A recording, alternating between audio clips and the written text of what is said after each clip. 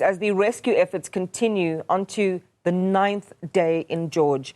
The rescue teams on the ground are making effort towards removing the rubble and the slabs. The teams have brought in specialized machines to assist with the digging. And Newsroom Africa's Sipa Khema has been watching all of this unfold and joins us from the construction site to talk to us about the work that's being done right now by those teams I've just talked about on the ground. Sipa, good morning.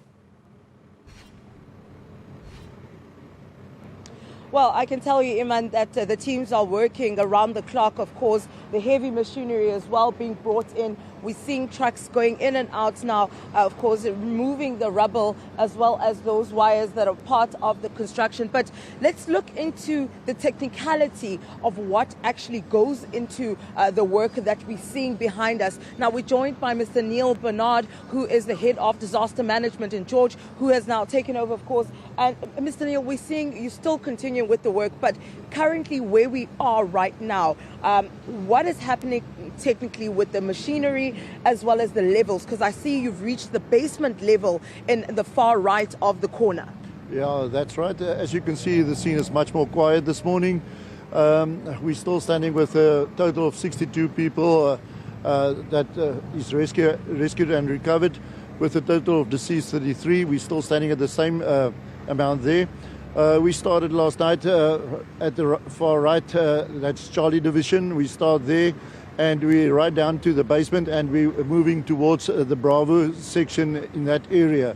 So what currently happening, you will see we're trying to get rid of all the rebar at the moment on the Alpha section, and then we're going down from the Delta Echo to Foxtrot. We're going to clear the area from there to the front. So I see, Mr. Bernard, you're working from the right to the left, but not simultaneously. You're taking it one step at a time. That's correct, yeah, because that's heavy machinery we're working with, and we must be very safety first always for us. And yeah, that's where we stand at the moment. We will just want to ensure all the families, the loved ones, the community, the public out there, that we as rescue workers or firefighters, we do our utmost to see if we can recover more bodies, and we will keep on till the last minute. And the last one here, Mr. Bernard, I noticed yesterday there was a truck that came to come and suck all the water that was coming out. Where was the water coming out? Yeah, that was JoJo tanks at the back. That was for it was there for fire department. We used it for if there's something went wrong in the building after construction. We use the water to extinguish fires and so forth. All right.